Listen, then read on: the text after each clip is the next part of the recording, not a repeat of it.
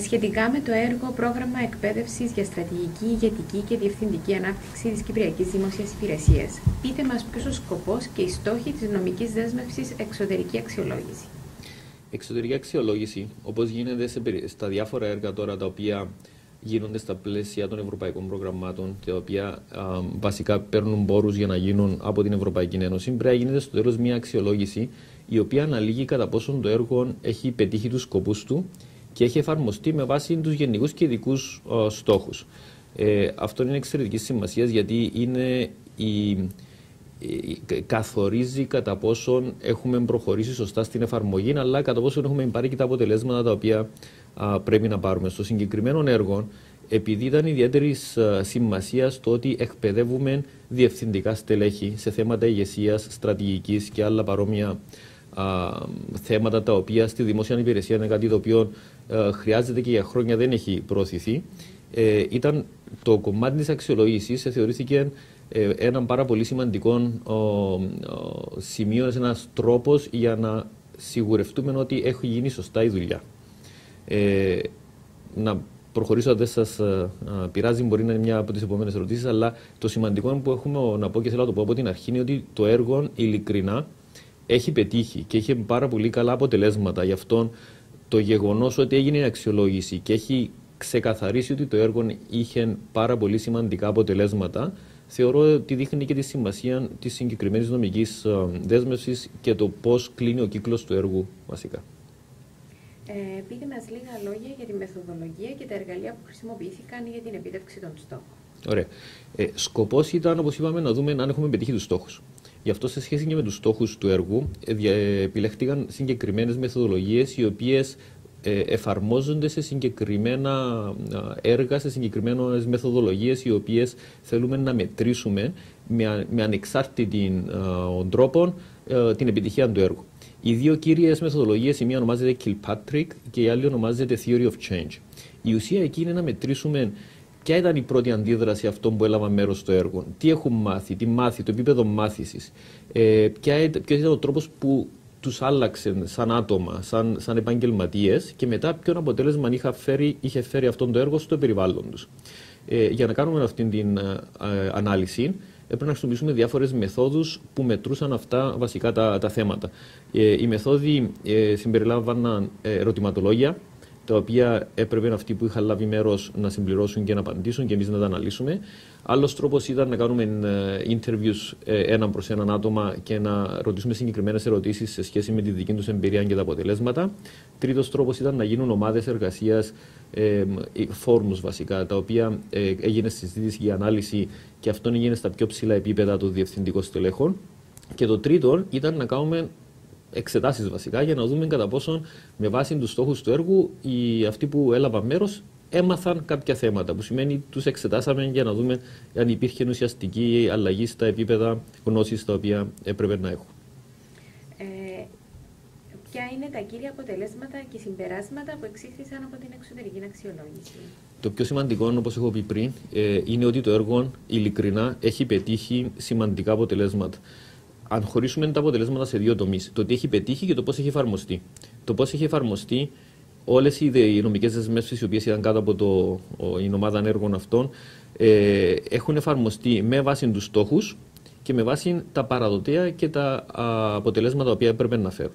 Υπάρχουν κάποιες μικρές εισηγήσεις, ήταν περισσότερο διαδικαστικού θέματος. Αυτές τις έχουμε μελετήσει με την Ακαδημία και σίγουρα θα προσφέρουν και κάτι για το μέλλον αν τις βελτιώσουμε. Όμως, όσον αφορά το αποτέλεσμα, είναι ένα από τα έργα τα οποία έχουμε δει τα πιο ψηλά επίπεδα ικανοποίησης από αυτούς που έλαβαν μέρος, αλλά και επίσης και τα έργα τα οποία δίνουν έτσι ένα αποτέλεσμα το οποίο σου δίνει μια αισιοδοξία για το μέλλον.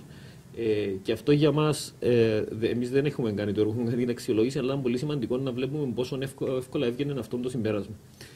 Στο επίπεδο της αντίδρασης που είχα πει πριν, την οποία είχαμε μετρήσει, ήταν πολύ ψηλό το επίπεδο της ικανοποίησης για το περιεχόμενο των εκπαιδεύσεων και των τρόπων των εκπαιδεύσεων, ειδικά στο θέμα της πρακτικής εξάσκησης, γιατί στο έργο υπήρχε υποστήριξη από σύμβουλους στην πρακτική εφαρμογή πραγμάτων.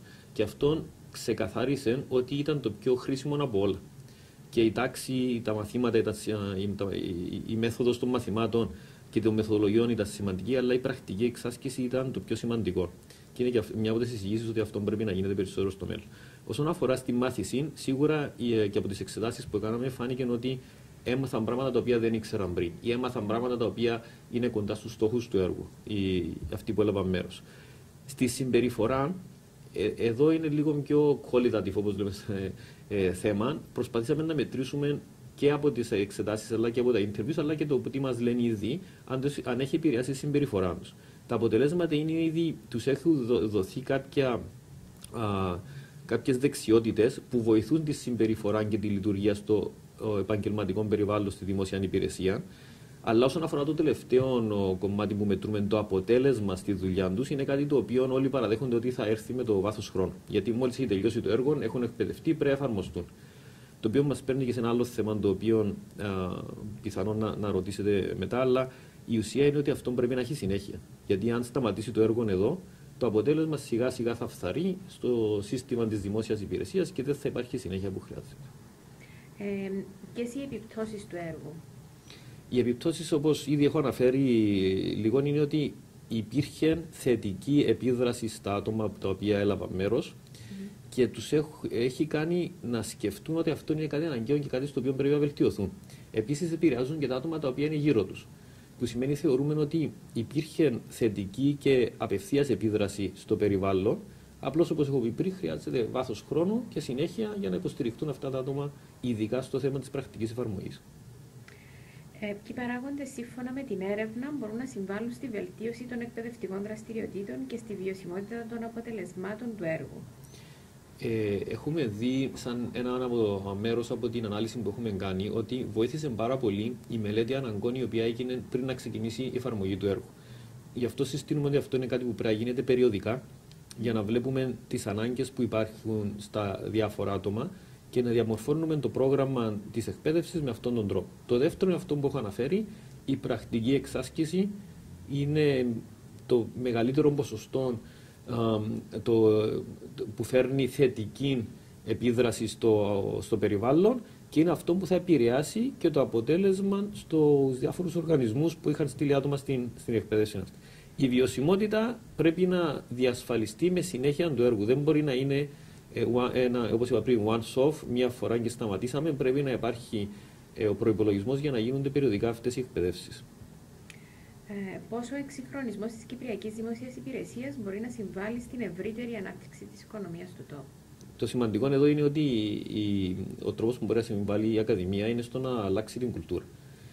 Όλοι συμφωνούμε ότι το πιο σημαντικό σημείο σε σχέση με την μεταρρύθμιση στη δημόσια υπηρεσία είναι το θέμα της κουλτούρας, το πώς έχουμε συνηθίσει να λειτουργούμε και πώς αποδίδουμε.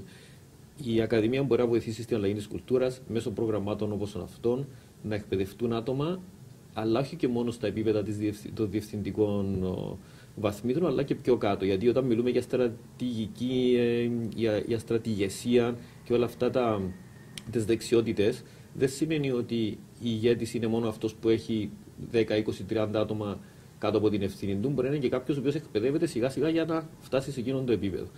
Θεωρούμε ότι η Ακαδημία είναι ένα πολύτιμο εργαλείο, αλλά πρέπει να υπάρχει συνέχεια σε έτσι έργα, τα οποία έχουν περισσότερο βλέψεις για την επίδραση που θα έχουν στο βάθος χρόνου.